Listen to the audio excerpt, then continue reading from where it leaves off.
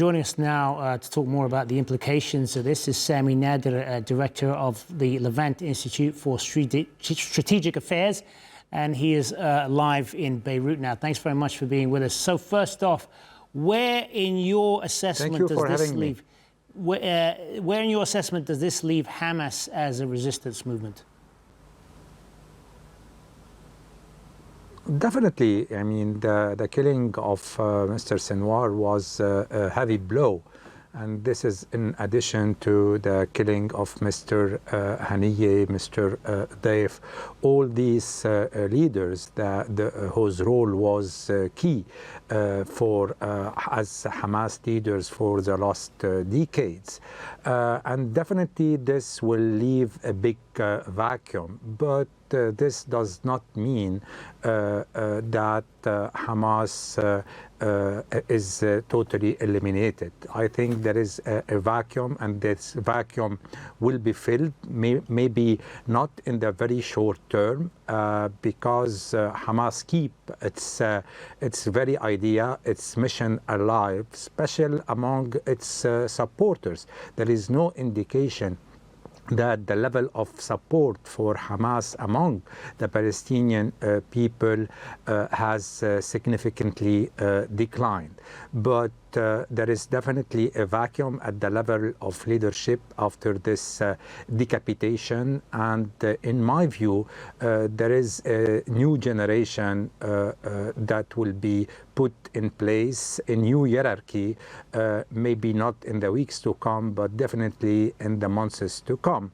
And meanwhile, the transition could be led by personalities like Mash'al or Al-Hayya, or maybe more Mash'al, given the fact that he lives outside Gaza and he has been opposing the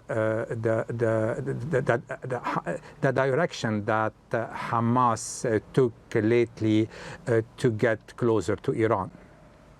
When you talk to a lot of leaders outside the region, in particular the United States, the Biden administration is seeing this as an opportunity perhaps to push Israel further towards negotiating an end to this conflict. What's your assessment of that?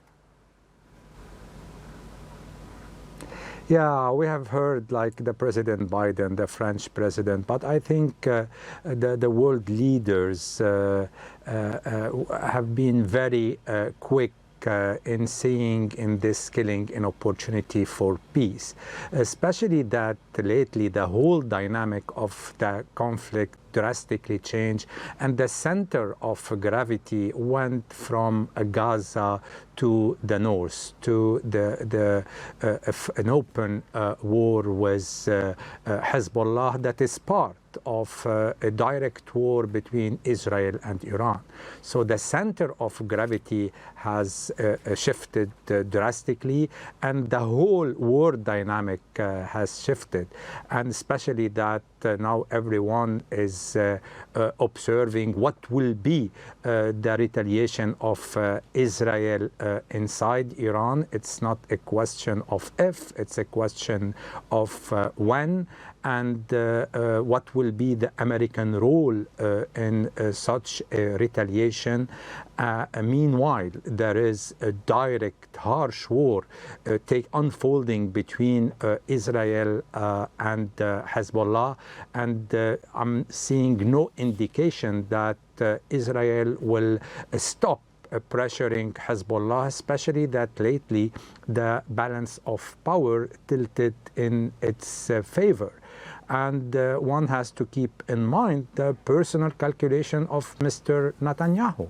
He knows that if he stops the fight, there will be a moment of national reckoning in Israel for its responsibility of what happened on October 7, and he may try to kick the can down the road, at least waiting for the new American administration before getting into any peace settlement, not only with Gaza. This is the less important part, but the bigger part will be a big settlement with Iran, and this is very early to see that this coming soon, at least not before next January, not only the American election, but before a new administration is really in place.